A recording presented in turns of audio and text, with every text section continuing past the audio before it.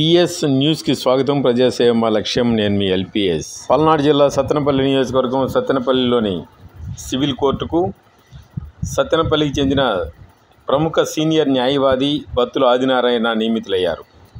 గత 36 సంవత్సరాలుగా సివిల్ మరియు క్రిమినల్ కేసులు చేయటంలో దిట్టగా మంచి పేరు తెచ్చుకున్న న్యాయవాది బత్తుల సమాజ సేవ చేయటం, ప్రభుత్వ ఆస్తులు కాపాడే స్పృహ ఉన్న వ్యక్తిగా పలువురు వ్యక్తులు కొనియాడారు.